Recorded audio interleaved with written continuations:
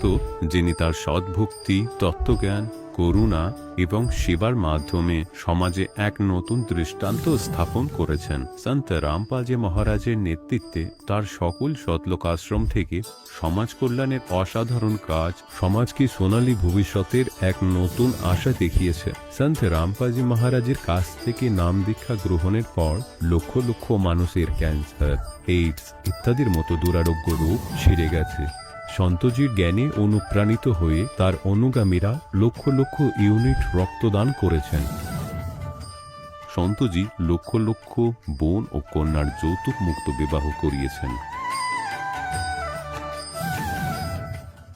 সন্তজি লক্ষ লক্ষ মানুষকে নেশা থেকে মুক্তি দিয়েছেন। কোটি কোটি ভেঙে যাওয়া পরিবার আবার জোড়া লেগেছে।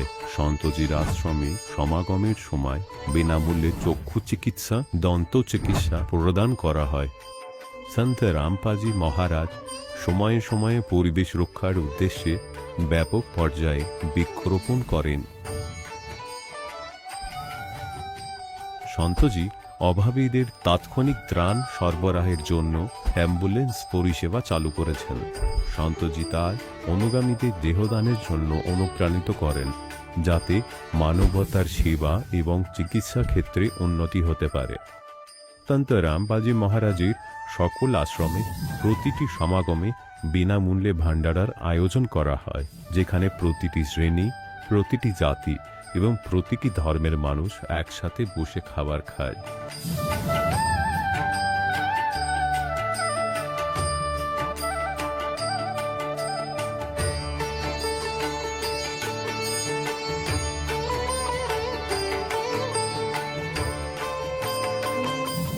সন্ত রামপালজি মহারাজের অন্নপূর্ণ অভিযান গরিব ও অসহায় মানুষের জীবনে এক নতুন শক্তি ও আশার সঞ্চার করেছে।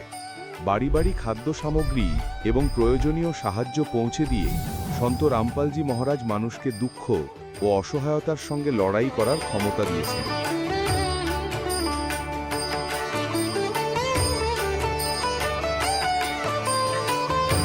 সন্ত রামপালজি মহারাজ কর্তৃক গরিব মানুষের জন্য বাড়ি বানানোর এই অসাধারণ কাজটি এক এমন দৃষ্টান্ত স্থাপন করছে, যা শতাব্দীর পর শতাব্দী ধরে সন্তজির উদারতা ও দয়ার প্রতীক হিসেবে পরিচিত হবে।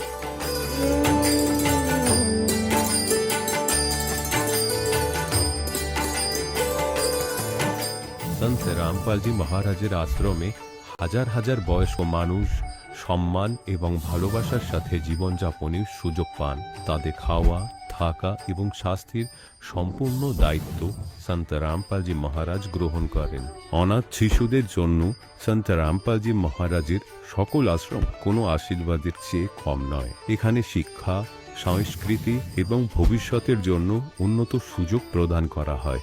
বন্যা হোক, ভূমিকম্প হোক বা মহামারী, সন্ত রামপালজি মহারাজ এবং তার অনুগামীরা সবসময় অসহায় মানুষের জন্য সবার আগে দাঁড়িয়ে থাকেন। কোভিড মহামারীর সময় সন্ত রামপালজি মহারাজের আশ্রম থেকে কোটি কোটি মানুষের জন্য খাবার, ওষুধ এবং জীবন রক্ষাকারী সামগ্রী সরবরাহ করা হয়েছিল। দরিদ্রদের সাহায্য হোক বা কোনো শোষিত ও নিপীড়িত শ্রেণীর অধিকার ও সম্মানের লড়াই, সন্ত রামপালজি মহারাজ সবসময় তাদের কণ্ঠস্বর সরকারের কাছে পৌঁছে দিয়েছেন এবং তাদের যথাযথ ন্যায় বিচার প্রদানে গুরুত্বপূর্ণ ভূমিকা পালন করেছেন। সমাজে আধ্যাত্মিক এবং সামাজিক মূল্যবোধ সম্পর্কে সচেতনতা বৃদ্ধিতে সন্ত রামপালজি মহারাজ প্রতিটি পদক্ষেপে মানবতার সত্যিকারের সেবক হিসাবে প্রমাণিত হয়েছেন। সন্ত রামপালজি মহারাজের জীবন আমাদের শেখায় যে সত্যিকারের সেবা হলো সেই সেবা যা নিঃস্বার্থভাবে করা হয়। আসুন আমরা সেই মহান সেবার কাজে এই মহান সাধকের সাথে যুক্ত হই এবং সন্ত রামপালজি মহারাজের কাছ থেকে নাম দীক্ষা নিয়ে আমাদের জীবনকে ধন্য করি।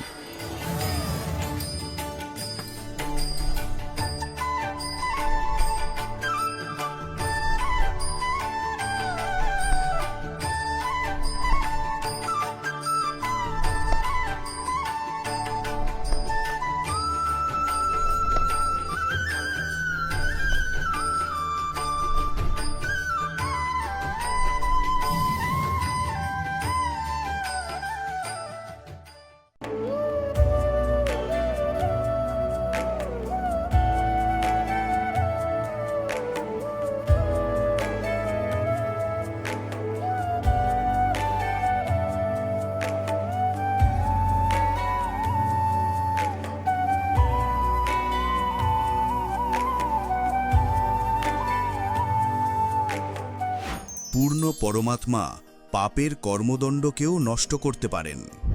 আজ পর্যন্ত যেই সকল সন্ত ও মহাপুরুষদের সঙ্গে সাক্ষাৎ হয়েছে তারাও এটাই বলেছেন যে পাপের ফল ভোগ করেই সমাপ্ত হয়। তিনি কোন প্রভু?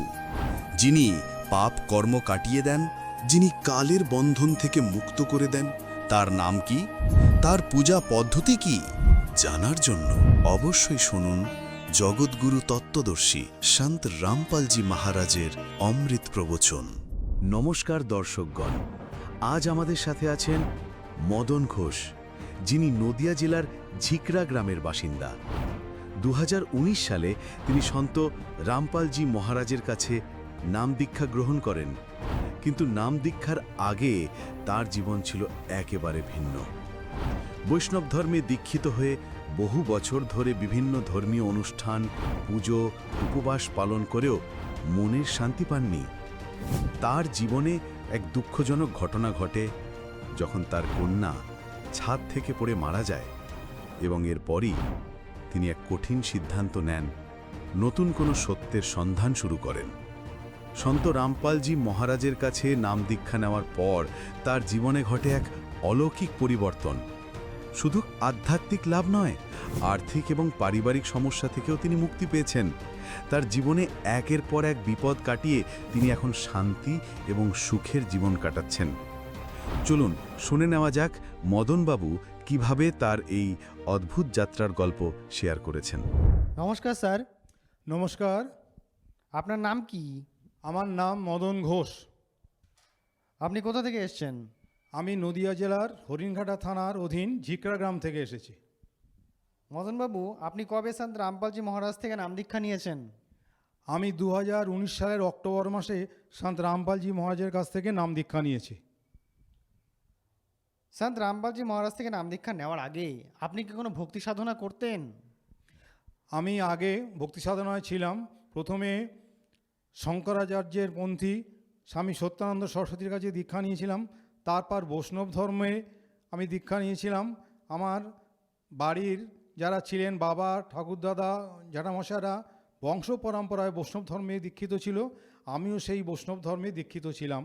আমি 15 বছর বৈষ্ণব ধর্মের সমস্ত নিয়মকানুন মেনে চলেছি এবং নবদ্বীপের শ্রীবাসাঙ্গীনাথ থেকে আমি দীক্ষা নিয়েছিলাম। এবং আমি প্রতি বৃহস্পতিবারে লক্ষ্মী দেবীর উপোস করতাম। তাছাড়া শনি দেবতারও পুজো করেছি। তাছাড়া প্রতি বছর শ্রাবণ মাসে আমি তারকেশ্বরে জলযাত্রা, অর্থাৎ কাঁধে বাঁক এবং 2 কলসি জল নিয়ে 3 বছর ধরে তারকেশ্বরে গেছি বাবা তারকনাথের উদ্দেশ্যে জলযাত্রায়। তাছাড়া যে কোনো পুজো পার্বণে, অমাবস্যা, একাদশী, পূর্ণিমাতে আমি উপোস করতাম। এছাড়াও আমি বৃন্দাবনে গেছি। সেখানে 1 মাস 84 লক্ষ রাস্তা আমি ভ্রমণ করেছি।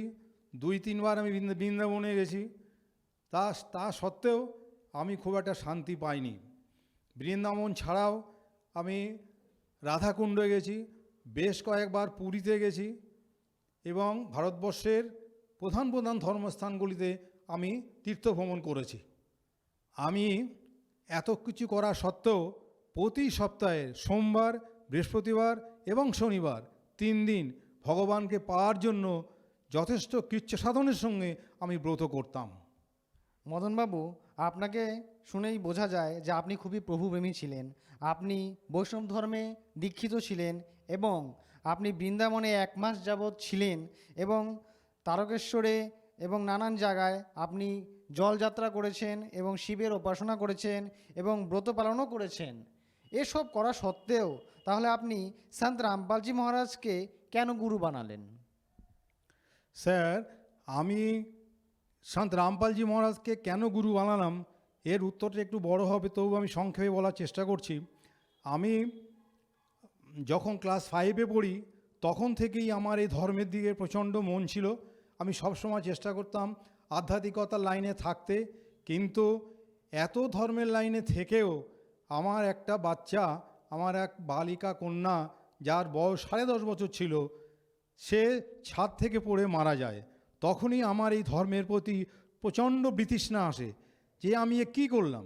আমার সেই সন্তানটি প্রতিদিন শিবের মূর্তি মাটি দিয়ে তৈরি করে পুজো করে তবে সে জলগ্রহণ করত। আমার দেখা দেখি সে সমস্ত দেবদেবতাদের ভক্তি করত এবং আমি প্রতি বছর ওই নবদ্বীপের শিবাসাঙ্গীনাথে ওখানে রাধা অষ্টমী, কৃষ্ণের জন্মাষ্টমী প্রভৃতি উৎসবে আমি যথেষ্ট পরিমাণ পয়সা বা ভোগ বা চাল ডাল এ সমস্ত দিয়ে আমি সেবা করতাম। কিন্তু আমার ওই স্নেহের কন্যাটি মারা যাবার পরে দেবী দেবতাদের প্রতি আমি একদম বিতৃষ্ণা হয়ে যাই। আমি ভাবতে পারিনি যে আমি এত দেবতা মানি, তাহলে আমার ঘরে কেন এত অশান্তি, এত দুঃখ, যে আমি নিজে মানে শুয়ে শুয়ে ফুঁপিয়ে ফুঁপিয়ে কাঁদতাম যে আমি এত ঈশ্বরের ভক্তি করি, তবু ভগবান কেন আমার কপালে এত কষ্ট রেখেছে। তাই মনে মনে সঠিক গুরু খুঁজতাম যে কার কাছে যে আমি শান্তি পাব। এইভাবে আমি বহু বছর পার করেছি এবং দীর্ঘ বছর পার করার পরে আমার স্ত্রীর সহায়তায়, যিনি রামপালজির কৃপা পেয়েছিলেন, যার শরীরে সিরোসিস অফ লিভার, ক্যান্সার জাতীয় রোগ ছিল, হেপাটাইটিস বি ছিল, সেই স্ত্রী সন্ত রামপালজি মহারাজের কাছ থেকে দীক্ষা নেওয়ার পরে সম্পূর্ণ সুস্থ হয়ে যায়, যেটা প্রতি বছর দুবার আমি পরীক্ষা করি এবং দেখি যে স্ত্রী আমার সুস্থ হয়ে গেছে। তারপরেই আমি আবার ঈশ্বরের প্রতি ভক্তি আসে। আমি স্ত্রীর এই লাভ পাওয়া দেখে সন্ত রামপালজি মহারাজের প্রতি আমি আবার আমার ভক্তির উদয় হয়। স্ত্রীর এই উপকার দেখে আমি সন্ত রামপালজি মহারাজের কাছ থেকে দীক্ষা নেই।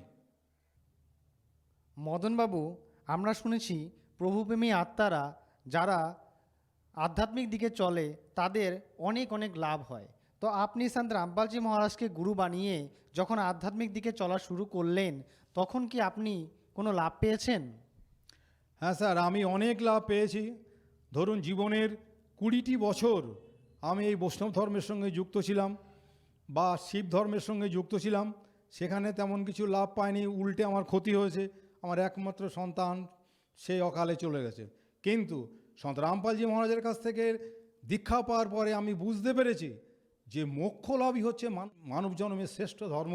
সেই মোক্ষ লাভের রাস্তাটা একমাত্র সন্ত রামপালজি মহারাজ দেখিয়েছেন।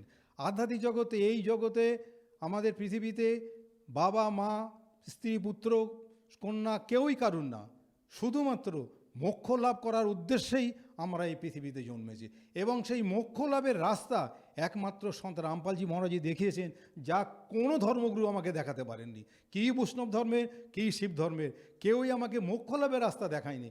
একমাত্র সন্ত রামপালজি মহারাজের কাছ থেকে দীক্ষা নেওয়ার পরে আমি সেই মোক্ষ লাভের রাস্তাটা পেয়েছি এবং জীবনের লক্ষ্য কী সেটাও জানতে পেরেছি। আর কি লাভ পেয়েছেন আপনি? আধ্যাত্মিক লাভ ছাড়াও আর্থিক লাভ।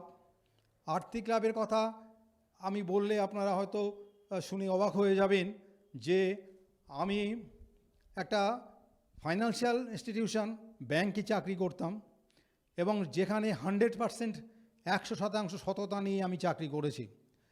সেই ব্যাংকে থেকে আমি যখন রিটায়ার করলাম, ইনকাম ট্যাক্স ডিপার্টমেন্ট থেকে আমাকে একটা 1,38,000 টাকার একটা চিঠি পাঠায় যে আপনি এত টাকা ইনকাম ট্যাক্স দেননি, এটা আপনাকে পে করতে হবে।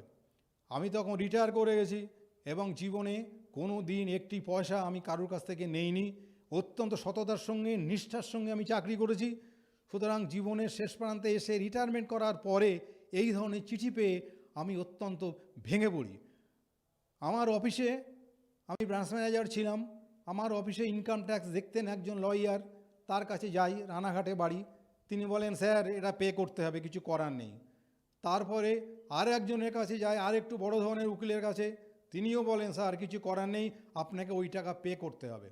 তখন আমি দীক্ষা নেইনি, আমার ভগৎমতী স্ত্রী দীক্ষা নিয়েছিলেন।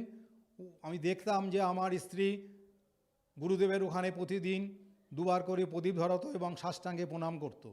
আমি এত ব্যথিত হয়েছিলাম যে রাত্রে আমার ঘুম বন্ধ হয়ে গেছিল যে আমি এত টাকা সৎভাবে থেকে কেন এত টাকা আমাকে পে করতে হবে। আমি আমার স্ত্রীকে বললাম, কি করি বলো, তোমার গুরুদেবকে একটু বলো না আমার এই বিপদ থেকে উদ্ধার করতে।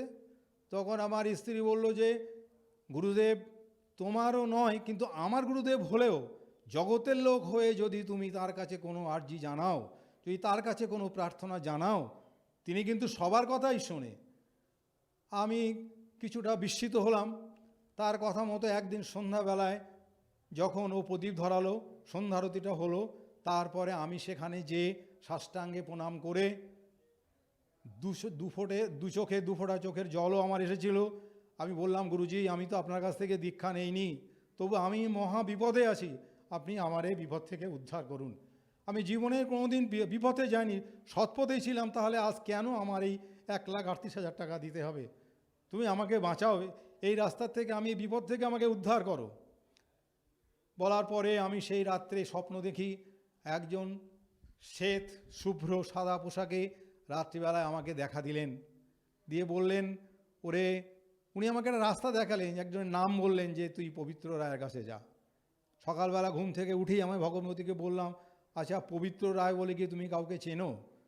ও তো জানে না। তখন আমি বিভিন্ন ব্রাঞ্চের সঙ্গে আমার যোগাযোগ ছিল, ফোন করে করে জানতে লাগলাম পবিত্র রায় বলে কে আছে। অবশেষে একজন চার্টার্ড অ্যাকাউন্ট্যান্ট, যিনি আমারই অফিসে অডিট করেছেন, তার সঙ্গে যোগাযোগ হলো। উনি বললেন, স্যার, আপনি এক শনিবারে আসুন, আপনার ব্যাপারটা আমি ভীষণভাবে শুনব। আমি কাগজপত্র নিয়ে সেই শনিবারে সেই পবিত্র রায়ের বাড়িতে গেলাম। উনি সবাইকে ছেড়ে দিয়ে আমার ফাইলটা নিয়ে পড়লেন। 1.5-2 ঘন্টা ধরে কাজ করার পরে উনি বললেন, স্যার দেখুন, আপনি তো একদম নিষ্ঠবান, এখন ব্রাঞ্চ ম্যানেজার ছিলেন, তো আপনি জীবনে কোনো ক্ষতি হোক এটা আমিও চাই না। আমি আপনার এই ব্যাপারটা উপরওয়ালার কৃপায় আশা করি মিটিয়ে দিতে পারবো। উনি ক্যালকুলেশন করে কম্পিউটারে কাজকর্ম করে আমাকে বললেন, আপনার ওই টাকাটা দেওয়া লাগবে না, উল্টে আমাকে 4,000 টাকা উনি ফেরত পাওয়ার ব্যবস্থা করে দিলেন। এইখানে আমার বক্তব্য, যেখানে আমি রেডি হচ্ছিলাম 1,38,000 টাকা পেমেন্ট করার জন্য, সেইখানে ওই রাত্রেবেলায় আমাকে গুরুজি যে আদেশ দিলেন, সেই আদেশের বলে আমি যোগাযোগ করে আমার অতগুলো টাকা বেঁচে গেল। এটা একমাত্র সন্ত রামপালজি মহারাজের কৃপা ছাড়া এত বড় উপকার কোনোদিন কারোর হয়নি। আমি জীবনে প্রথম এই ধরনের উপকার পেলাম। এর থেকেও আর একটা বড় উপকার আমি পেয়েছি, সেটা না বললে খুব কম হবে, সেটাও বলি। আমার ছোট মেয়েটি ছাদ থেকে পড়ে মারা যায়। কলকাতা কোঠারি হসপিটালে 15 দিন ছিল। সেই সময় ডাক্তাররা বলেছিলেন যে আপনি যদি সকাল সকাল নিয়ে আসতে পারতেন হয়তো মেয়েটি বেঁচে যেত, কিন্তু কলকাতাতে আমার কোনো আস্তানা নেই। তখন মনে মনে ভেবেছিলাম যদি কোনোদিন পারি তো কলকাতায় একটা আস্তানা কিনবো। তো রিটায়ারমেন্টের পরে আমি ব্যাংকে চাকরি করতাম, সুতরাং বেশ কিছু পয়সা কড়ি পেয়েছিলাম। গ্রামের লোক, ভাই, আত্মীয়স্বজনরা এত পরিমাণে আমার কাছে টাকা চাইতে লাগলো যে আমি কিংকর্তব্য বিমূঢ় হলাম, আমি কি করব। তখন আমি ওই কলকাতাতে দমদমে একটা ফ্ল্যাট কিনলাম 40 লক্ষ টাকা দিয়ে। আমি ব্রাঞ্চ ম্যানেজার ছিলাম, আমি নিজে হাতে লোন স্যাংশন করেছি বহু লোকের, অথচ সেই প্রমোটার আমাকে জেনুইন কাগজ দিয়েছে আমার মতো আরও 2 জনকে, বা একই ফ্ল্যাট 3 জনকে বিক্রি করেছে, এবং আমার কাছ থেকে টাকা পয়সা নিয়ে আমাকে রসিদ দিয়েছিল। সেই প্রমোটার নিরুদ্দেশ, 3 বছর তাকে পাওয়া যায়নি। আমি পাগলের মতো ঘুরেছি দরজায় দরজায় দরজায় দরজায় বলতে আমি কাউন্সিলরের কাছে গেছি। তিনি বলেছেন আপনাকে আমরা ফ্ল্যাট দখল করিয়ে দেব, আমাদের পয়সা করিয়ে দেবেন, আমরা লোকজনকে দিয়ে ফ্ল্যাট দখল করিয়ে দেব। আমি বলেছি যে ফ্ল্যাট দখল করলে কি হবে, রেজিস্ট্রি তো আমার নামে হয়নি বা হবেও না, তাহলে কি করে আমি দখল নিয়ে আমি আইনগতভাবে থাকতে পারবো।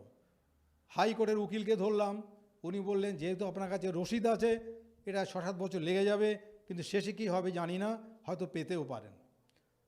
তখন আবার সেই সন্ত রামপালজি মহারাজের স্মরণে আসলাম। আমি সেই সময় দিলীপ ভগতজির কাছে আসলাম ইরশাতে।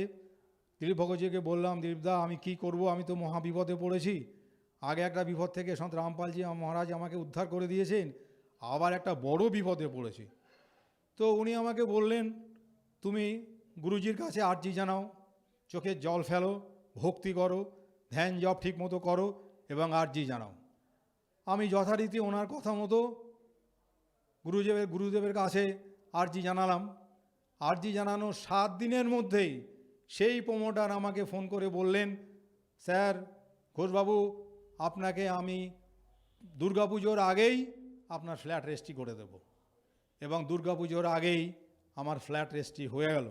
যেখানে আমার একটি নয়া পয়সা খরচা হলো না, না উকিলের পেছনে পয়সা ব্যয় করেছি, না কাউন্সিলরকে কোনো পয়সা দিয়েছি। একমাত্র সন্ত রামপালজি মহারাজের দয়াতে আমার এই 40 লক্ষ টাকা বেঁচে গেল। এখন ফ্ল্যাটটা আমার আন্ডারে আছে, ফ্ল্যাট রেজিস্ট্রি হলো এবং সেই ফ্ল্যাট আমি ভোগ করছি। আর্থিক লাভ এছাড়া আরও আছে, যেগুলো আমার পারিবারিক জীবনে হয়েছে। আমার পিতামাতা বা জ্যাঠামশারা 100 বছরের উপরে জমি জায়গা ভাগ করতে পারেননি। আমি দীক্ষা নেওয়ার পরে আবার গুরুদেবকে আর্জি জানালাম, সে গুরুজি আমাদের নিজের কারো কাগজপত্র নেই, অথচ জমি আছে, দলিল নেই, আমি নিজে ব্যাংক থেকে লোন পাইনি বাড়ি করার জন্য। এই জমি বন্টননামা করে বা একটা ভাগাভাগি করে যাতে তাড়াতাড়ি করতে পারি তার ব্যবস্থা করে দিন। সন্ত রামপালজি আবার দয়া করলেন। আমি চেষ্টা করলাম সবাইকে নিয়ে বসে, আমার জমি জায়গার সমস্যাটাও মিটে গেল। এখন আমাদের প্রত্যেকেরই নিজেদের নামে দলিল পর্চা হয়েছে, আমার ভাইরাও বাড়ি করেছে, আমি অবশ্য অন্য জায়গায় বাড়ি করেছি, কিন্তু এখন বলতে পারি যে আমি পৈতৃক সম্পত্তি আমার এতটা আছে। এই যে জমি জায়গার এই সমস্যা, এই বিশাল সমস্যার হাত থেকে সন্ত রামপালজি মহারাজ উদ্ধার করেছেন। আমি এই তিনটে সমস্যার কথা বললাম, যে একমাত্র সন্ত রামপালজি মহারাজ ছাড়া আমাকে এত বড় উপকার আর কেউই আমায় করতে পারেনি। বহু নেতাদের কাছে গেছি, জমি জায়গার ভাগ কেউ করে দিতে পারেনি। একমাত্র সন্ত রামপালজি মহারাজ আমার সেই বিশাল সমস্যার সমাধান করে দিয়েছেন। মদনবাবু, সন্ত রামপালজি মহারাজের কাছ থেকে নাম দীক্ষা নেওয়ার পর আপনার অনেকও লাভ হয়েছে। যেরকম আপনি আপনার যে জমি ছিল সেটা ফিরে পেয়েছেন, এবং আপনার যে ফ্ল্যাট ছিল সেটাও আপনি রেজিস্ট্রিতে পেয়েছেন, এবং আপনার যে বড় অঙ্কের টাকা একটা ফাইন হয়েছিল সেটা থেকেও আপনি কিন্তু মুক্তি পেয়েছেন, এবং মানসিক যে শান্তি হয় সেটা অপার পরিমাণে পেয়েছেন। তো আজকে যারা আপনাকে আমাদের চ্যানেলের মাধ্যমে দেখছে, যারা আপনারই মতো দুঃখী পীড়িত লোক এখন আছে, তাদেরকে আপনি কি বার্তা দিতে চান? জগতের সমস্ত লোকের উদ্দেশ্যে একটা কথা বলতে চাই, যে যারা দীর্ঘদিন ধরে ভূত প্রেত প্রভৃতি বাহ্যিক শক্তির কাছে নিজেরা পরাজিত হয়েছেন, জীবনে ভূত প্রেতের তাণ্ডবে আপনারা জর্জরিত হচ্ছেন, জীবনে কোনোদিন উন্নতি করতে পারছেন না, ভূত প্রেতের এবং বাইরের এই দশায় বা যে কোনো অশনি শক্তির আন্ডারে আপনারা থেকে নিজেদেরকে ভীষণভাবে কষ্ট পাচ্ছেন, এবং সংসারে জীবনযাপনে করতে যেয়ে কোনো রকমই শান্তি পাচ্ছেন না, তাদের উদ্দেশ্যে আমি বলি গ্যারান্টি সহকারে যে একবার যদি সন্ত রামপালজি মহারাজের কাছে দীক্ষা নিতে পারেন, আপনাদের এই প্রেতের আক্রমণ, এই ভূত প্রেতের আক্রমণ, এই সমস্ত অশুভ শক্তির হাত থেকে নিজেরা তো মুক্তি পাবেন একদম। এটার ব্যাপারে আমি গ্যারান্টি দিয়ে বলছি। আপনারা সন্ত রামপালজি মহারাজের সংস্পর্শে আসুন, তার কাছে দীক্ষা নিন, নিজেদের সমস্ত রকম সমস্যা মিটিয়ে নিন, এবং নিজেদের কল্যাণ করুন, জগতের কল্যাণ করুন, এবং আপনার পরিবারের কল্যাণ করুন। স্যার, আপনার এই বার্তা শুনে যদি কেউ প্রেরিত হয়ে জগৎ থেকে সন্ত রামপালজি মহারাজের কাছে নাম দীক্ষা নিতে আসতে চায়, তো তিনি কিভাবে সন্ত রামপালজি মহারাজের কাছে নাম দীক্ষা নিতে পারেন? প্রতিদিন সন্ধ্যাবেলায় 7:30 থেকে 8:30 সাধনা চ্যানেলে 1 ঘন্টা সন্ত রামপালজি মহারাজের পাঠ চলে। উনি 1 ঘন্টা ধরে 18 পুরাণ, গীতা এবং বেদ থেকে নিয়ে উনি পাঠ করেন, এবং সেই পাঠ থেকে আপনারা জানতে পারবেন যে সন্ত রামপালজি মহারাজ জগতের কী কী কল্যাণ করেছেন। এবং ওই পাঠ চলাকালীন স্ক্রিনের উপরে হলুদ রঙের একটা করে প্লে চলে, যার উপরে ফোনের নাম্বার দেওয়া থাকে। সেই ফোনের নাম্বার থেকে আপনারা ফোন করে গুরুজির সারা ভারতবর্ষের প্রত্যেকটা জেলাতে নাম দীক্ষা দেওয়ার জায়গা তৈরি হয়েছে। আপনারা ইচ্ছা করলে সে ওই ফোন নাম্বারে ফোন করে নাম দীক্ষা নিতে পারেন। তাছাড়া গুরুজির 3টে বই আছে, জ্ঞান গঙ্গা, জীবনের পথ, গীতা তোমার জ্ঞান অমৃত। এই 3টি বইয়ের পিছনে গুরুজির আশ্রমের 3-4টে করে ফোন নম্বর দেওয়া থাকে। সেই ফোন নম্বরে আপনারা যোগাযোগ করে নাম দীক্ষা নিতে পারেন। এবং গুরুজির দয়াতে আজ পশ্চিমবাংলা বলুন, ভারতের বিভিন্ন প্রদেশের প্রত্যেকটা ঘরে ঘরে জ্ঞান গঙ্গা বই সম্ভবত পৌঁছে গেছে। আমরা দেখেছি এই বই আপনারা অতি সহজেই পাবেন, বিনা পয়সায় মেসেজ পাঠিয়ে আপনারা এই বই পেতে পারেন। সেই বইয়ের পিছনের দিকে ফোন নাম্বার, ঠিকানা, মেল আইডি সব কিছুই পাবেন। সুতরাং নাম দীক্ষা নিতে গেলে এই নাম্বারে যোগাযোগ করবেন, তাতে আপনাদের প্রত্যেকটা জেলায় যে নামদান কেন্দ্র আছে সেখান থেকে অতি সহজেই নাম দীক্ষা নিতে পারবেন। স্যার, আমাদের চ্যানেলকে আপনার জীবন কাহিনী বলার জন্য অসংখ্য অসংখ্য ধন্যবাদ। ধন্যবাদ তো আপনাদেরকে দেবই, তার থেকে বড় কথা আমার গুরুজি সন্ত রামপালজি মহারাজ, তিনি আমাকে আপনাদের সামনেই যে বলার সুযোগ দিয়েছেন তাকে আমার শতকোটি প্রণাম জানাই। বন্দি ছোর সদ্গুরু রামপালজি মহারাজ কি জয়। দর্শকগণ, এখন আপনি শুনলেন সন্ত রামপালজি মহারাজের থেকে দীক্ষা গ্রহণ করে সুখী হওয়া ভক্তের অভিজ্ঞতা। এখন দেখুন জগৎগুরু তত্ত্বদর্শী সন্ত রামপালজি মহারাজের মঙ্গল প্রবচন। তুমিও পরমাত্মা, সদ্গুরু সত্য জ্ঞান প্রদানকারী তুমিই আছো। তুম সাহেব, তুম সন্ত হো, তুম সদ্গুরু, তুম হংস।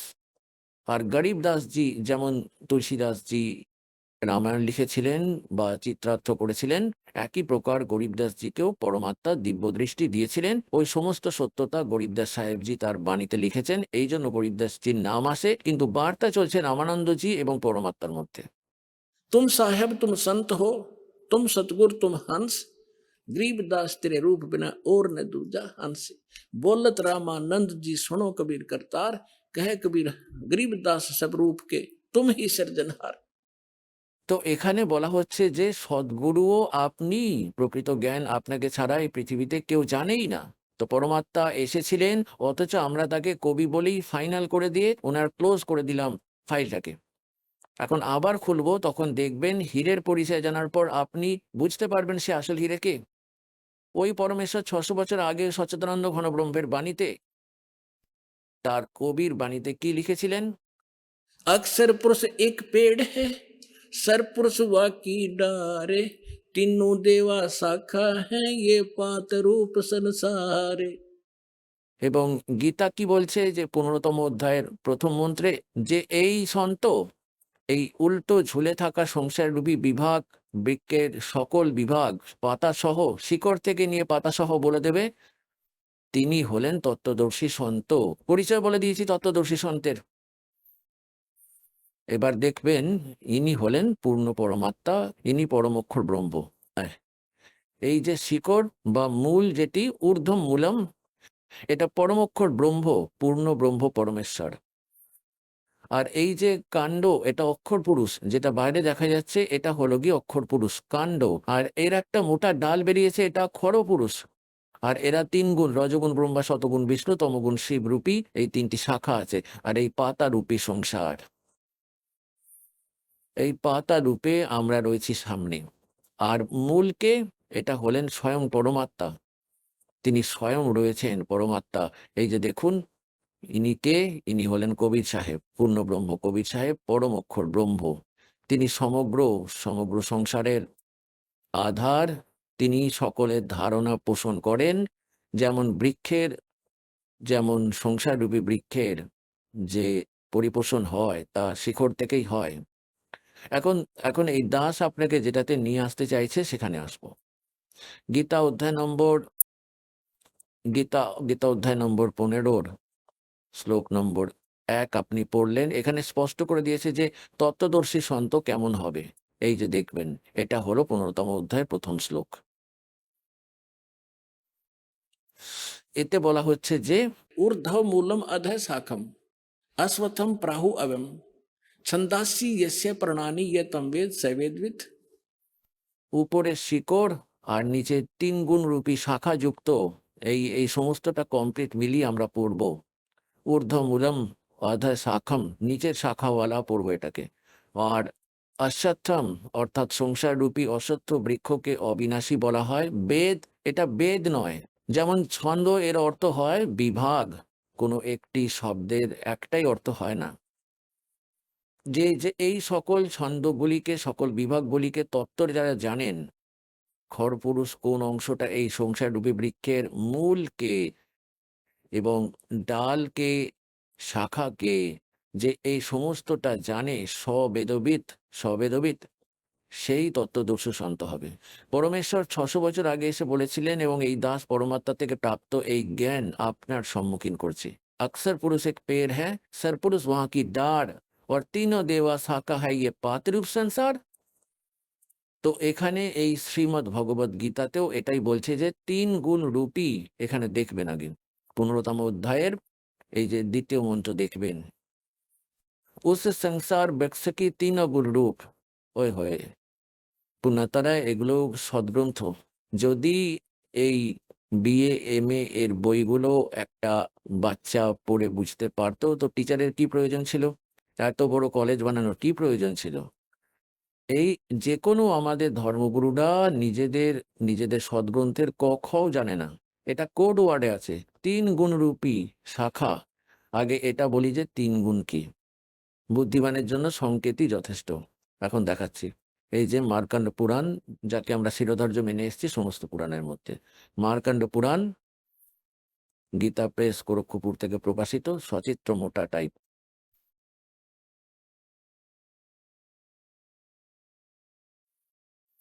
গীতা প্রেস গোরক্ষপুর থেকে প্রকাশিত। এর 123 পৃষ্ঠায় দেখবেন। এবার আমরা এখান থেকে পড়া শুরু করব 122 থেকে। সংক্ষিপ্ত মার্কণ্ড পুরাণ। এখানে মার্কণ্ডজি বলছেন মুনে, আচ্ছা আমরা এখানে চলে আসি, আমাদের দরকারটুকু পড়ব। রজোগুণ প্রধান ব্রহ্মা, তমোগুণ প্রধান রুদ্র আর সপ্ত প্রধান বিশ্বপালক বিষ্ণু, এনারাই 3 দেবতা রয়েছেন আর এনারাই 3 গুণ। ইতি সিদ্ধম রজগুণ ব্রহ্মা, শতগুণ বিষ্ণু এবং তমগুণ শিব। আরো অনেক প্রমাণ রয়েছে, যেমন এই যে দেখুন শ্রীমদ্ দেবী ভাগবত দেখুন, এতে সংস্কৃতও সঙ্গে রয়েছে, আমাদের সুবিধা হবে এটা বুঝতে। ভাগ 1। আর এটা কোথা থেকে প্রকাশিত হয়েছে? শ্রী অথ দেবী ভাগবতম সভাস্তিকম সমাহাত্যম, খেমরাজ শ্রীকৃষ্ণদাস প্রকাশন, মুম্বাই থেকে। এর এখানে চলে এলাম, এটা 3য় স্কন্ধ। अथ श्रीमद् देवी भागवत भाषा टीके युक्ते 3য় স্কন্ধে প্রারম্ভতে। 3য় স্কন্ধে চলে এসেছি আমরা, পৃষ্ঠা নম্বর 11-তে এবং অধ্যায় নম্বর 5-এর মন্ত্র আমরা 8 পড়ব। 7 এখানে সমাপ্ত হলো। ভগবান শিবজি বলছেন মাতা, নিজের মা দুর্গাকে, হে মাতা, যদি আমাদের ওপর সর্বদা আপনি দয়াযুক্ত হন তাহলে আমাকে তমগুণে কি প্রকারে প্রদান করলেন? আর রজগুণ ব্রহ্মা রজগুণ, হরি শতগুণ যুক্ত করলেন, কেন যুক্ত করলেন? এটা তো হলো হিন্দি, এবার সংস্কৃত পড়ব আমরা। এই যে দেখুন, यदि दया धर्मना न संबिके कथर में विचित्राय। কেন করলেন শঙ্কর ভগবান বলছেন তমগুণে? আর কমল থেকে উৎপন্ন হওয়া ব্রহ্মাজিকে কেন রজগুণ সম্ভব? রজগুণ কেন বানালেন? সুবিধা কি হো সত্যগুণে হরি, আর বিষ্ণুজিকে আপনি শতগুণ কেন বানালেন? ইতি সিদ্ধম রজগুণ ব্রহ্মা, শতগুণ বিষ্ণু, তমগুণ শিবজি। এবার আমরা আবার পড়ব শ্রীমদ্ ভগবদ গীতা। পুণ্যাত্মারা, এই মনুষ্য জীবনের মূল উদ্দেশ্য হলো পরমাত্মা প্রাপ্তি। আর ভগবানকে পেয়ে গেলে এবং তার সাধনা ঠিক পেয়ে গেলে আমাদের এই জীবনটাও সুখী হবে। যেই কারণে ভগবানের খোঁজ আমরা করতাম, আর যে কারণে আমরা এই নকল সন্তদের কাছে ফেঁসে গেলাম। যে যেমন সাধনা বললো আমরা করতে লাগলাম, আমাদের পূর্বপুরুষ মারা গেছে, তারা ভূত হয়ে গেছে, তাদের শ্রাদ্ধ করছি, ওনারা ভূতজনই ভুগছেন আর আমাদেরকে মূর্খ বানাচ্ছেন যে শ্রাদ্ধ করো, তোমাদের পিতা তৃপ্ত হবেন। আগে বাবা 360 দিনে 2-3 বেলা খাবার খেতেন, আর 1 বছরে একদিনই খাইয়েই ওনাকে সর্বদা যেন সুখী করে দেবে। এরা এইসব উল্টো কাজে লাগিয়ে রাখতো আমাদের পূর্বপুরুষদেরকে। এখন আমরা সদ্গ্রন্থগুলিকে বুঝবো যে এতে কি বলা হয়েছে। এবার দেখবেন শ্রীমদ্ ভগবদ গীতা, গীতা প্রেস গোরক্ষপুর থেকে প্রকাশিত। এটা অধ্যায় নম্বর 15-র আমরা শ্লোক নম্বর 1 পড়ে ফেললাম। ঊর্ধ্ব মূলম অধ শাখম অসত্যম প্রাহু অব্যয়ম ছন্দাসি ইয় পর্ণানি ইয়তম বেদ স বেদবিত।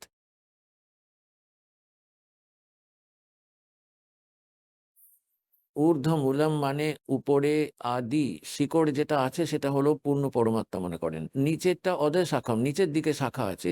এই সংসাররূপী অশুদ্ধ বৃক্ষকে অবিনাশী বলা হয়, বেদ যাদের পাতা বলা হয়েছে। ওই সংসার বৃক্ষকে যে পুরুষ মূল সহ জানে, অর্থাৎ শিকড় থেকে নিয়ে পাতা অবধি জানে, তিনি তিনি স্ববেদবিদ।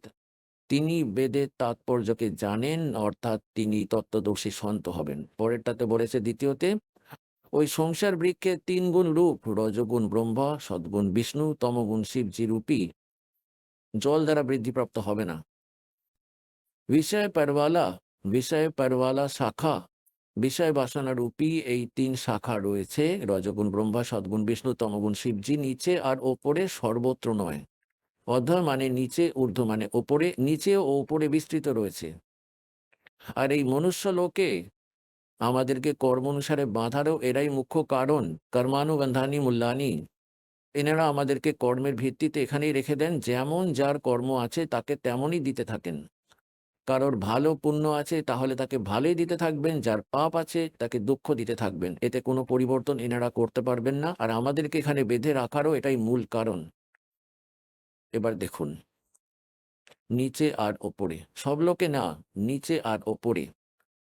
এবার তৃতীয়তে কি বলছে, যে এই সংসার বৃক্ষের স্বরূপ যেমনটা বলা হয়েছে তেমনটা এখানে বিচারকালে পাওয়া যায় না। অর্থাৎ আমার আর তো ডিসকাশনে যে গীতার জ্ঞান আমি দিচ্ছি, এতে আমি কমপ্লিট বলতে পারবো না ওই পরমাত্মার বিষয়ে। এই জন্য অপশন ছেড়ে রেখেছে সে। 4র্থ অধ্যায়ের 34তম শ্লোকে বলছে, ওই তত্ত্বজ্ঞান যেটা পরমাত্মা স্বয়ং তার মুখ কমল বলেছেন, 4র্থ অধ্যায় 32 আর 34 শ্লোকে, ওটাই তত্ত্বজ্ঞান। ওই তত্ত্বজ্ঞান তুই তত্ত্বদর্শী সন্তের কাছে গিয়ে বোঝ।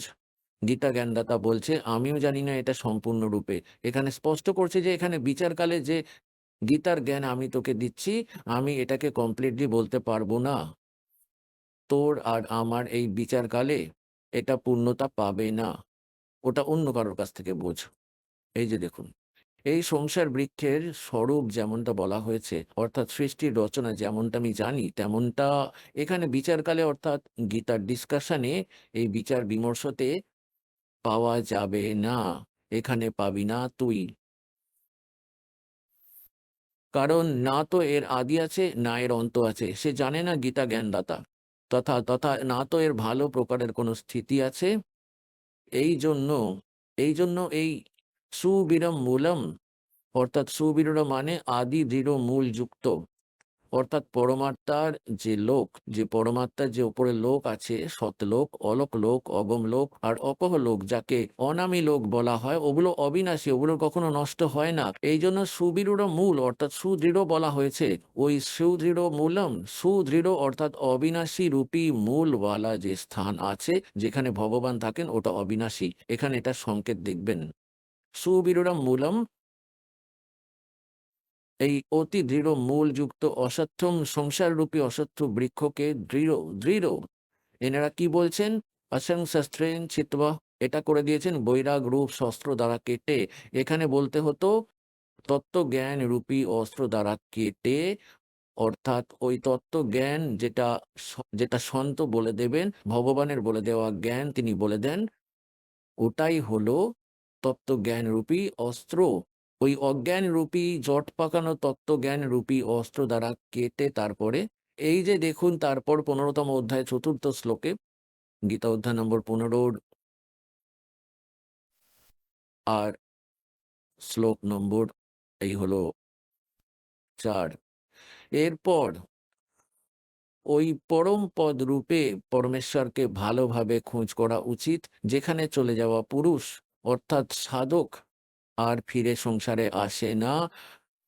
আর যেই পরমেশ্বর দ্বারা পুরাতন সংসার বৃক্ষের প্রবৃত্তি বিস্তার প্রাপ্ত হয়েছে, ওই আদি পুরুষ অর্থাৎ আদি পুরুষ নারায়ণের আমি স্মরণে আছি, এই প্রকার দৃঢ় নিশ্চয় করে ওই পরমেশ্বরের মনন এবং নিধিধ্যাসন করা উচিত।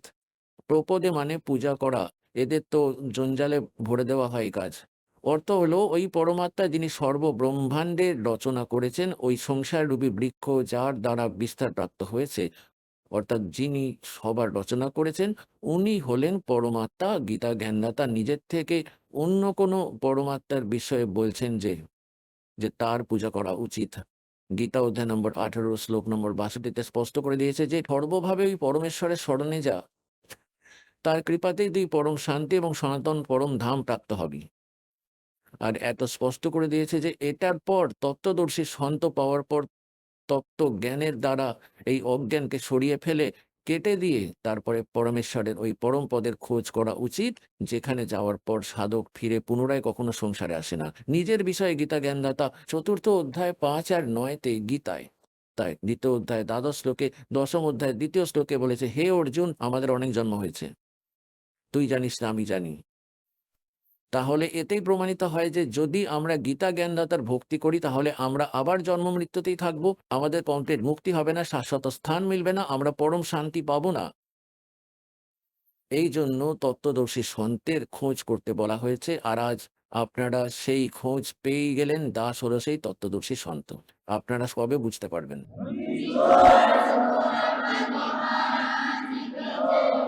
এবার আপনাদেরকে আবার দেখাবো 15তম অধ্যায়ের 16 আর 17 দুটি শ্লোকে। তাহলে আপনাদের সহজেই আজকের সৎসঙ্গে যেটা দাস আপনাদেরকে বোঝাতে চাইছিল সহজে বুঝতে পারবেন। দেখুন, এই হলো অধ্যায় নম্বর 15 শ্লোক নম্বর 16, আমরা এখান থেকে পড়েছিলাম, আর একবার দেখে নিই। দিবৌ ইমৌ পুরুষৌ লোকে সর্চ অক্ষর এব চ সরে সর্বাণী ভূতানি কুটস্থ অক্ষর উচ্যতে। এনাদেরই অনুবাদটা পড়ে নিই। 15তম অধ্যায়। এই সংসারে নাশবান খড় মানে নাশবান, অক্ষর মানে অবনাশী, দুই প্রকারের পুরুষ মানে পরমাত্মা প্রভু ব্রহ্ম, দুজন বলা হয়েছে। আর সম্পূর্ণ প্রাণীদের শরীর তো নশ্বর, জীবাত্মা অবিনাশী বলা হয়েছে। তারপর 17তে তৎক্ষণাৎ বলেছে উত্তম পুরুষ হেতু অন্য, ওই শ্রেষ্ঠ ভগবান তো এই দুয়ের থেকে অন্য অন্য কেউ রয়েছে। ওহো, আর পরমাত্মা ইতি উদাহরতে, যাকে ভগবান বলা হয়, ইয়ে লোক ত্রয়মাবি সে বিভর্তি, যিনি 3 লোকে প্রবেশ করে আর সবার ধারণ পোষণ করেন, তিনি অবিনাশী পরমাত্মা, এদেরই অনুবাদে। উত্তম পুরুষ শ্রেষ্ঠ ভগবান তো অন্য, এই দুজনের থেকে অন্য, যিনি 3 লোকে প্রবেশ করে আর সবার ধারণা পোষণ করেন, অবিনাশী পরমেশ্বর পরমাত্মা, এই কারণে বলা হয়। এই হলো সেই মূল। সংসার রূপী বৃক্ষের পরিপোষণ কোথা থেকে হয়, কোথা থেকে আহার পায়, কে পালন করে? সংসার রূপী বৃক্ষের যে শিকড় আছে, এটা হলো পরম অক্ষর ব্রহ্মা, এতেই এই 3 লোকে প্রবেশ করে আর সবার ধারণ পোষণ করে, এটা হলো পরম অক্ষর ব্রহ্ম, এটা পূর্ণ পরমাত্মা, যে এই দুয়ের থেকে, খড়পুরুষ আর অক্ষর পুরুষের থেকে অন্য কেউ। এখন এটা হলো 3 লোকে প্রবেশ করে আর সবার ধারণ পোষণ করেন, এই হলেন পরমাত্মা। এবার আমরা আপনাদেরকে একটু এই ভগবান, তাদের এলাকা দেখাবো যে তারা কতটার প্রভু এরা। যেমন এক ব্রহ্মাণ্ড হয়, এক ব্রহ্মাণ্ড, এক ব্রহ্মাণ্ডে কোন কোন স্থিতি, যেমন এক ব্রহ্মাণ্ড হয়, এক ব্রহ্মাণ্ড, এক ব্রহ্মাণ্ডে কোন কোন স্থিতি আছে সেটা দেখবেন। এটা হলো একটি ব্রহ্মাণ্ডের লঘুচিত্র। এই ব্রহ্মাণ্ড ডিমের মতো দেখতে, ডিমের আকার যুক্ত, ডিম্বাকার আছে এটা। এই যে দেখুন, এইরকম আছে এটা, এই যে, এটাকে অণ্ডও বলা হয়, ব্রহ্মাণ্ডও বলা হয়।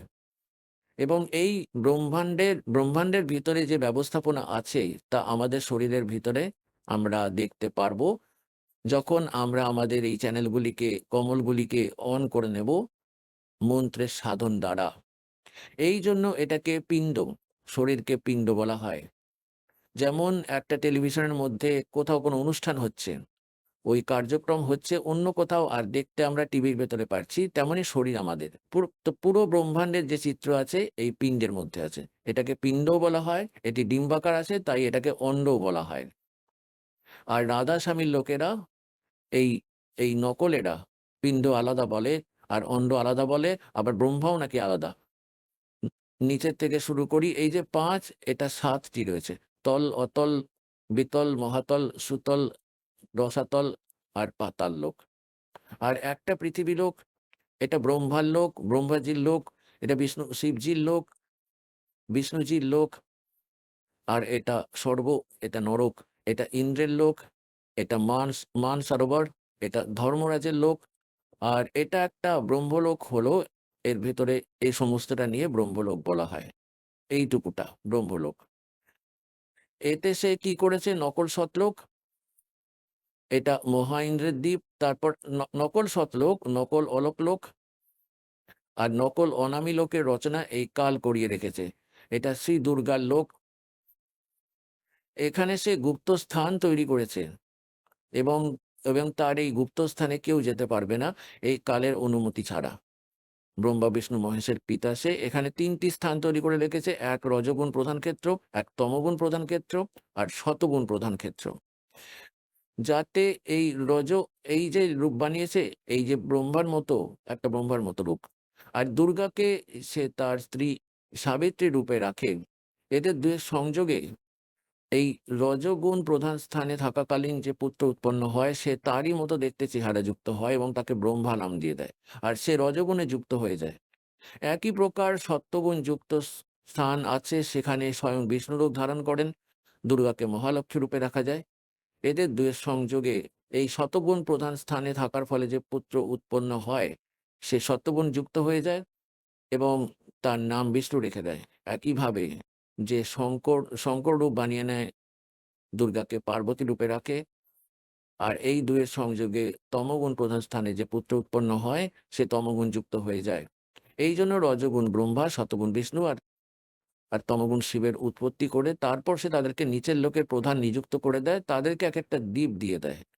আর এই ৩ ভগবানই কেবল পৃথিবী লোক, স্বর্গলোক আর এই পাতাল লোক, এই ৩ লোকের ওপরেই তাদের প্রভুত্ব রয়েছে এই এক ব্রহ্মাণ্ডে। ব্যাস, এতটারই মালিক তারা, এতটাই স্বামী। আর এই যে ব্রহ্ম আছে, এদের পিতা খরপুরুষ, কেবল ২১ এইরকম ভাবে ২১টি ব্রহ্মাণ্ডের স্বামী।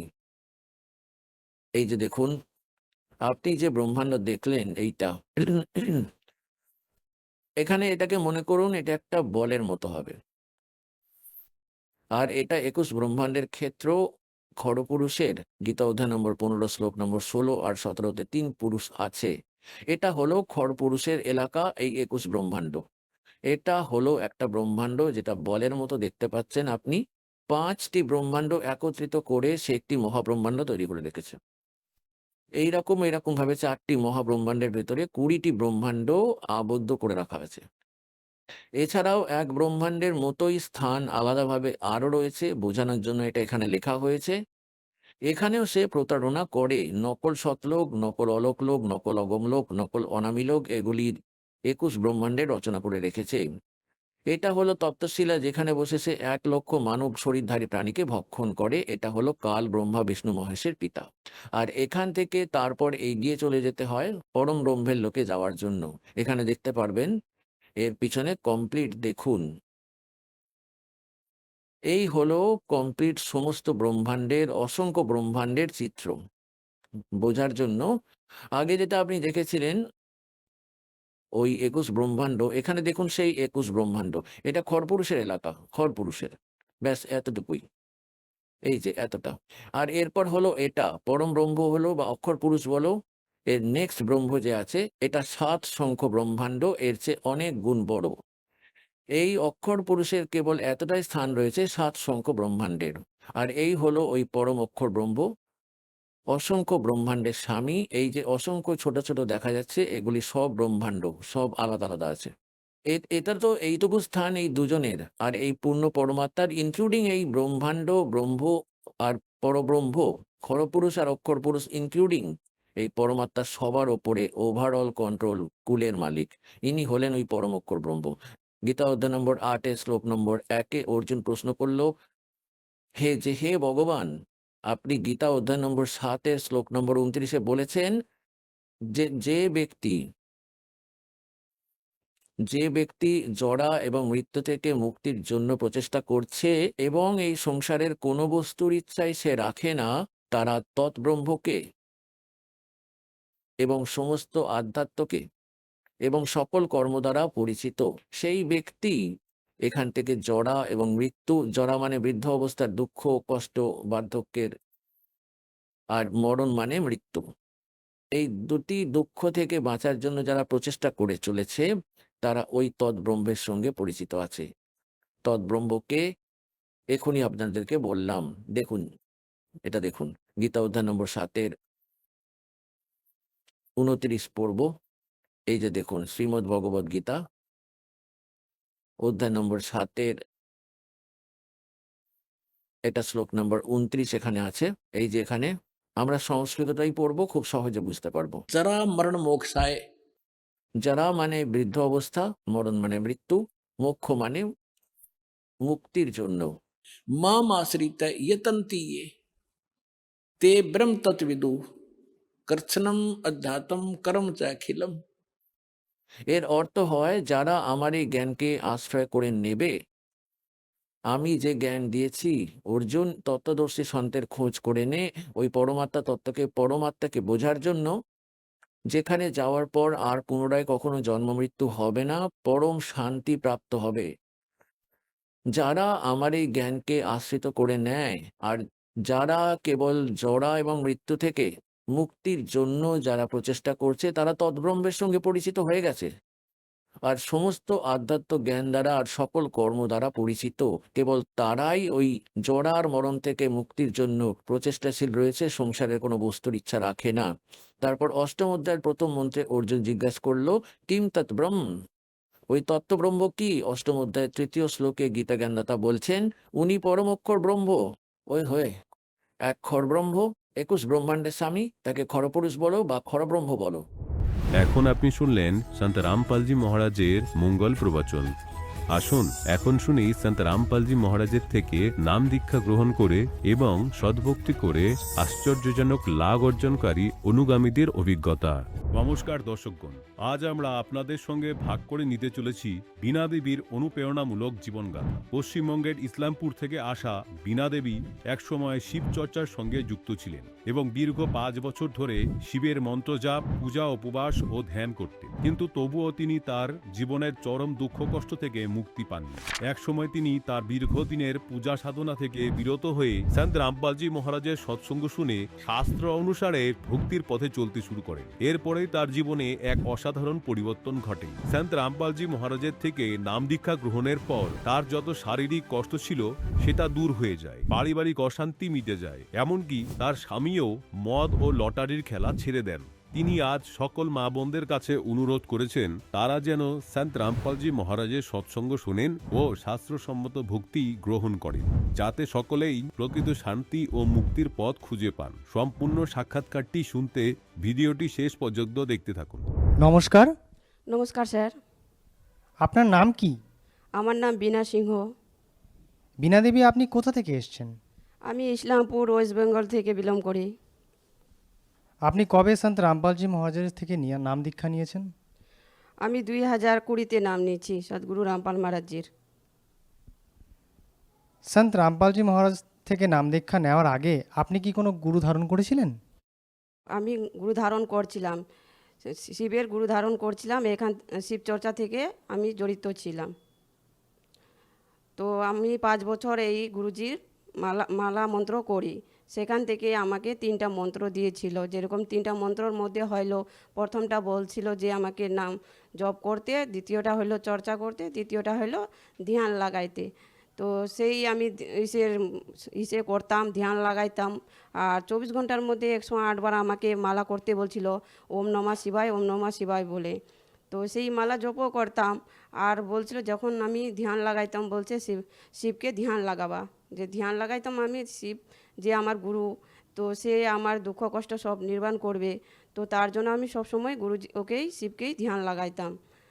আচ্ছা, আপনি 5 বছর যাবৎ শিব চর্চার সাথে যুক্ত ছিলেন এবং শিবজির ধ্যান লাগাতেন, উনারই ভক্তি করতেন।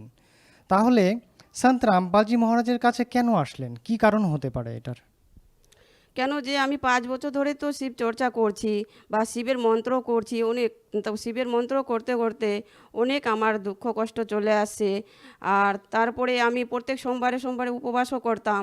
আরও তার সঙ্গে দেবদেবী ছিল, তাদেরও মানে সাধনা করতাম। তারপরে এইসব করার পরেও তো আমার অনেক দুঃখ কষ্ট চলে আসে, তবু আমি শিবের ওইটা ছাড়তাম না, মন্ত্রটা ছাড়তাম না, এই শিবের মন্ত্র করে থাকতাম।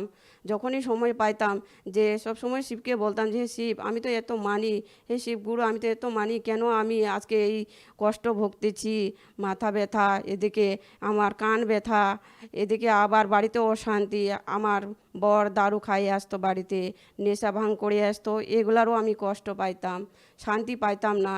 আবার তবু আমি ভক্তি ছাড়ি নাই শিবগুরুর, জানি আমি শিবগুরু আমাকে এইখান থেকে মুক্তি করবে বা আমি লাভ পাবো, এই আশা করে বসেছিলাম, শিবের ভক্তি করতাম, কিন্তু আমি লাভ পাইনি। তবু কিন্তু আমি ভক্তি ছাড়িনি শিবের। আচ্ছা, আপনি যে সন্ত রামপালজি মহারাজের কাছ থেকে নাম দীক্ষা নিয়েছেন এবং উনার দেখানো পথ ধরেই অনুসরণ করছেন, তবে কি আপনি সন্ত রামপালজি মহারাজের থেকে কিছু লাভ পেয়েছেন? আমি অনেক লাভ পাইছি সদ্গুরু রামপাল মহারাজজির কাছ থেকে নাম নেওয়ার পরে, আমার অনেক লাভ হয়েছে। অনেক লাভ বলতে, আগে তো আমার শরীরে অনেক অসুবিধা ছিল, সেগুলা আমার নাই এখন মালিকের দয়ায়। যে মাথা ব্যথা ছিল, আমার মাথা ব্যথা দূর হয়ে গেছে। এবার কানের ব্যথা ছিল, এটাও দূর হয়ে গেছে। তারপরে যে আমার স্বামী নেশা করতো, এই নেশাও ছাড়ে দিছে। তারপরে ও লটারির নেশা ছিল, এই গুরুজির নাম নেওয়ার পরে, সদ্গুরু রামপাল মহারাজের নাম নেওয়ার পরে এটাও আমার বর ছাড়ে দিছে। এখন গুরুজির নাম নেওয়ার পরে, সদ্গুরু রামপাল মহারাজজির নাম নেওয়ার পরে এখন আমরা অনেক শান্তিতে আছি। বীণা দেবী, আপনি 5 বছর শিবচর্চার সাথে যুক্ত ছিলেন, তো পশ্চিমবঙ্গের সাথে সাথে অন্যান্য রাজ্যেও যারা আজ শিবচর্চার সাথে যুক্ত আছে, তাদের আপনি কি বলতে চান? হ্যাঁ, মা বোনদের কাছে আমার এইটাই প্রার্থনা যে আমিও শিবজির বা শিবচর্চার ভক্তি করছিলাম 5 বছর ধরে। 5 বছর ধরে ভক্তি করছিলাম, সেটা আমাকে মন্ত্র দিয়েছিল ওম নম শিবায়, ওম নমঃ শিবায়। তো যখন আমি সদ্গুরু রামপাল মহারাজের শরণে আসলাম, তখন আমি বুঝতে পারলাম যে আমাদের শিবগুরু মন্ত্র কি দিয়েছে, শাস্ত্র অনুকূল থেকে আমাকে সন্ত রামপাল মহারাজজি দিয়েছে মন্ত্র, যে এইভাবে শিবজির মন্ত্র করলে যে লাভ পাওয়া যাবে। সদ্গুরু রামপাল মহারাজজি শরণে আসে আমি বুঝতে পারলাম যে শিবজির কি মন্ত্র করলে আমরা লাভ পাবো বা লাভ উঠাইতে পারবো। তো মা বোনদের কাছে এটাই অনুরোধ যে সদ্গুরু রামপাল মহারাজজির সৎসঙ্গ শোনো। আর সাধনা চ্যানেলে 7:30 থেকে 8:30 অবধি সৎসঙ্গ দেয়, সেটা শোনো। আমাদের গুরুজির অনেক পুস্তক আছে, জ্ঞান গঙ্গা, জীবনের পথ, সেগুলা নেন, সেগুলা পড়েন আর স্বাস্থ্য অনুকূল ভক্তি করেন। যেরকম আমি সদ্গুরু রামপাল মহারাজজি শরণে আসে অনেক লাভ পাইলাম, আপনারাও লাভ পাবেন। কিন্তু স্বাস্থ্য অনুকূল থেকে ভক্তি দেয় আমাদের সদ্গুরু রামপাল মহারাজজি। সন্ত রামপালজি মহারাজের কাছ থেকে নাম দীক্ষা নিতে গেলে কি করতে হবে? সদ্গুরু রামপালজি মহারাজজির কাছ থেকে নাম নিতে গেলে যে আমাদের যে বইগুলো আছে, জ্ঞান গঙ্গা, জীবনের পথ, তার বইয়ের পেজে নাম্বার দেওয়া আছে সদ্গুরু রামপাল মহারাজজির, যে যেখানে আমাদের কাছেরই হবে সেন্টার বা আশ্রম, সেখানকার নাম্বার দিবে, এই নাম্বারে যোগাযোগ করতে হবে। আর আপনারা যদি সৎসঙ্গের মাধ্যমে যদি নাম নিতে চান, নিচে একটা পেজের মধ্যে একটা নাম্বার যাওয়া আসা করে, সেই নাম্বারে ফোন লাগায় যোগাযোগ করতে পারেন। তো এখান থেকে বলে দিবে যে কোন সেন্টার আপনার কাছে আছে, সেখান থেকে আপনি নাম দীক্ষা নিতে পারেন। বীণা দেবী, আমাদের চ্যানেলকে আপনার এই জীবন কাহিনী বলার জন্য অসংখ্য ধন্যবাদ। ধন্যবাদ।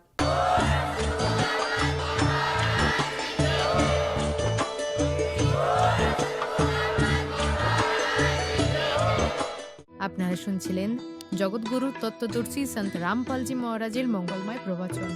অধিক তথ্য জানার জন্য ভিজিট করুন আমাদের ওয়েবসাইট www.jagatgururampalji.org। সন্ত রামপালজি মহারাজের শুভাশীর্বাদে সম্পূর্ণ বিশ্বে 500-এরও অধিক নাম দীক্ষা কেন্দ্র আছে, যেখানে সন্ত রামপালজি মহারাজের দ্বারা অনলাইনে সম্পূর্ণ বিনামূল্যে নাম দীক্ষা দেওয়া হচ্ছে। আপনার নিকটবর্তী নাম দীক্ষা কেন্দ্রের ঠিকানা জানার জন্য যোগাযোগ করুন 9188291491।